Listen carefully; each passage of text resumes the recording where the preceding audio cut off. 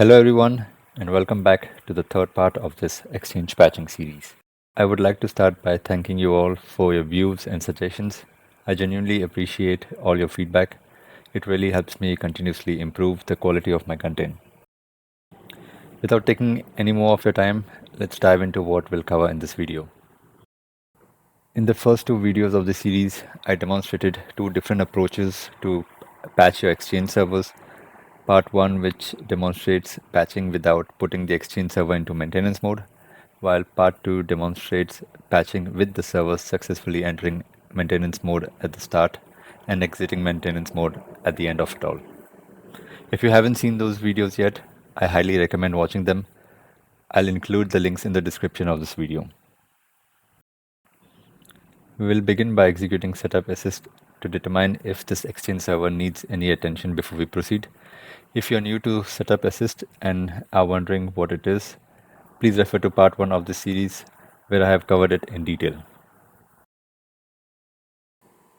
The output of SetupAssist indicates that there is a pending reboot, so we'll start by rebooting the server and rechecking its status once it's back online.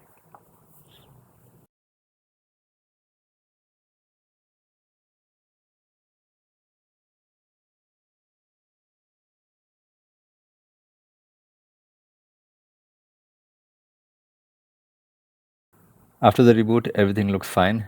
Let's perform a backup of the essential Exchange configuration file. As I've done in my previous videos, I'll execute a backup script that copies these critical files to a local drive. We will then verify that the backup completed successfully. I also recommend copying these files off the Exchange server to either a local or remote storage so that they are available in case anything goes wrong after patching. It looks like the backup completed successfully and I've copied the files to my local Windows machine. The highlighted file that you see in this video is the most recent backup file created by the script.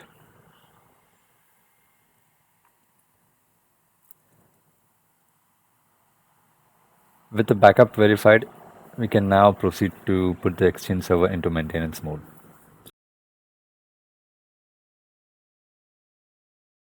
The first step that we will perform is drain the hub transport. This stops the server from accepting new emails for processing. Next, we will restart the Exchange transport service. This is optional, but I still recommend doing it.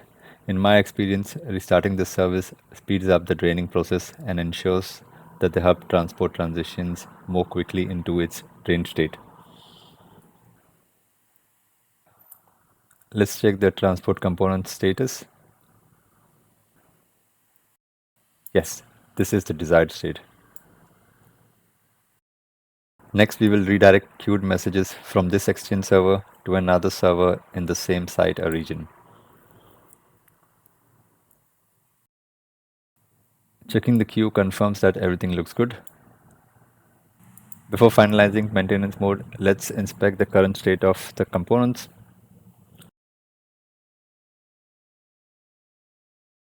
To proceed, we will disable all client-facing services and recheck the status. We should now see all components in an inactive state, confirming that the Exchange server has fully entered maintenance mode. What we see here is the required state before we can initiate the patching activity. Let's start by checking for any pending Windows updates.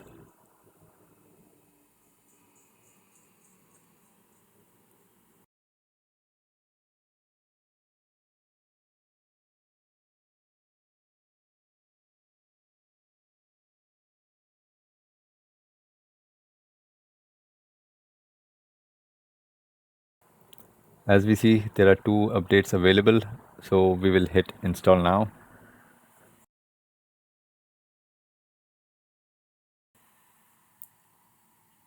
It seems the server initially failed to fetch the updates, but on retry, it successfully downloaded and began the installation. Let's give it some time to complete.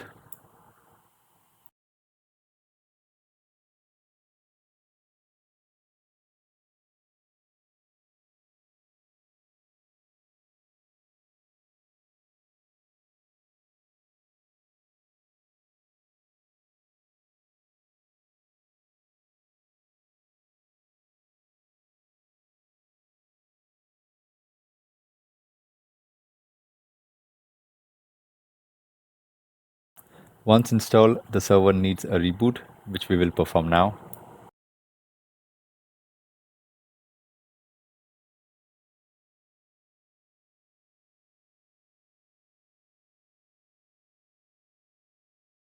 After the reboot, we will double check to ensure that there are no pending Windows updates.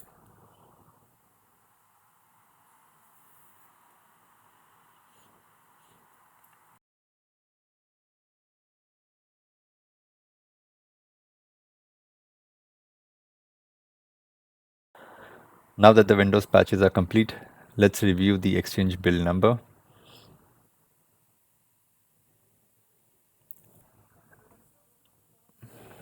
Exchange Server 1 was patched in part 1 of the series, while Exchange Server 3 was patched in part 2 of the series. I chose them deliberately, as in my environment, the first two servers are located in one region and the other two are in another. I staggered the patching process by a week between regions to monitor any adverse effect from the patch. This gave me time to troubleshoot and resolve any issues before moving on. Since no issues were reported, we can now safely proceed with patching Exchange Server 2. Before we begin, let's rerun SetupAssist to confirm no pending concerns.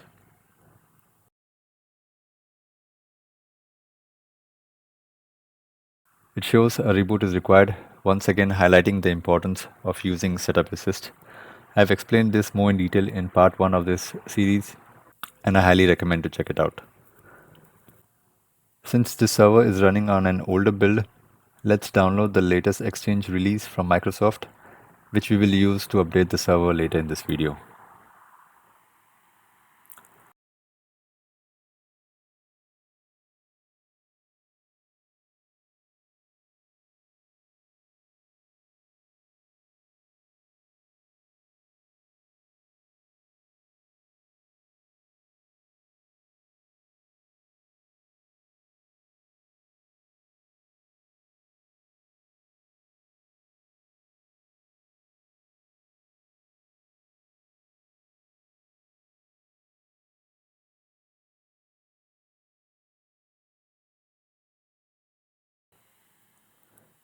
We will proceed with the reboot now.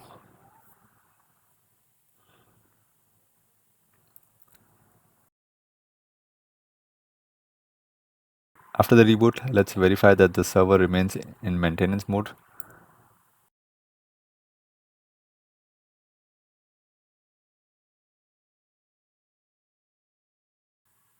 It does, and as an optional step, I'll rerun SetupAssist to rule out any issues.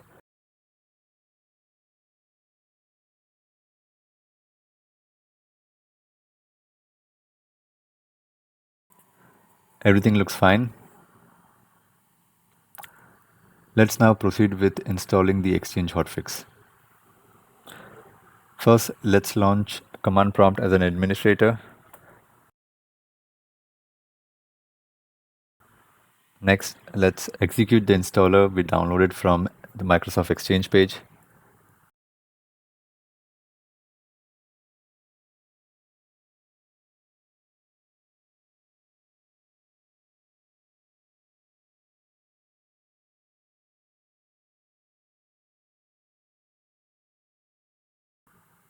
Accept the license terms and begin the installation.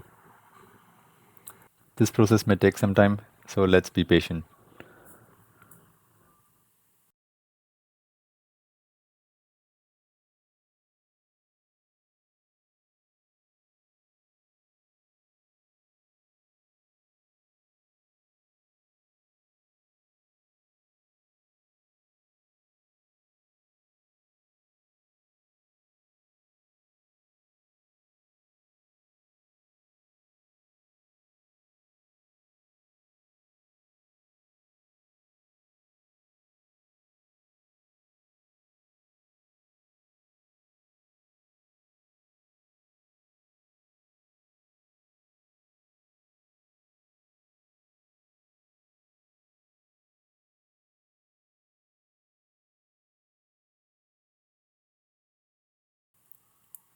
Once complete, the installer will prompt for a reboot to finalize the configuration changes.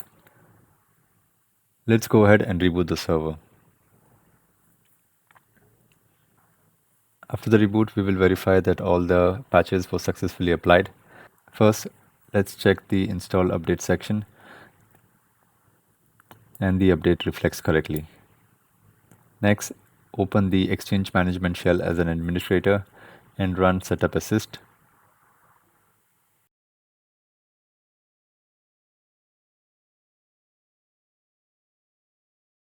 Let's also check the Exchange build numbers across all servers.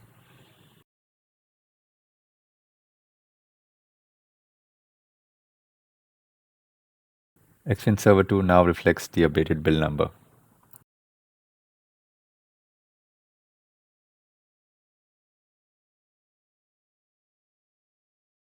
Now it's time to bring the server back into service.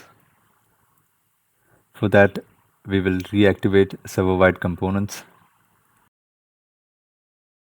then reactivate hub transport, and next restart the Exchange transport service. We will verify that all the Exchange components reflect as active, confirming that the server has successfully exited maintenance mode. Checking the maintenance queue, as expected, there are none pending. As with the previous two Exchange servers, Exchange patching resets the WEB.CONFIG file to its default values. I will now reapply the custom changes, and since we are still within the change window, I will proceed to recycle the Exchange IIS app pool, or you can reboot the server to ensure that the changes are applied.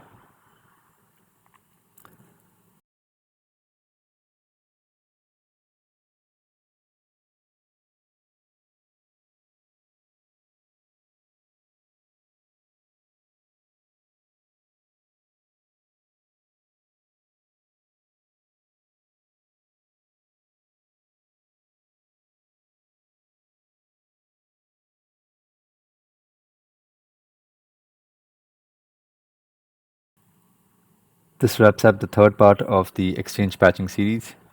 If you found this video helpful, please support the channel by giving it a thumbs up and subscribing. And if you have any questions, suggestions, or input, please feel free to drop them in the comments below. I'd love to hear from you. Thank you for watching, and I'll see you in the next video. Wishing you all a great day.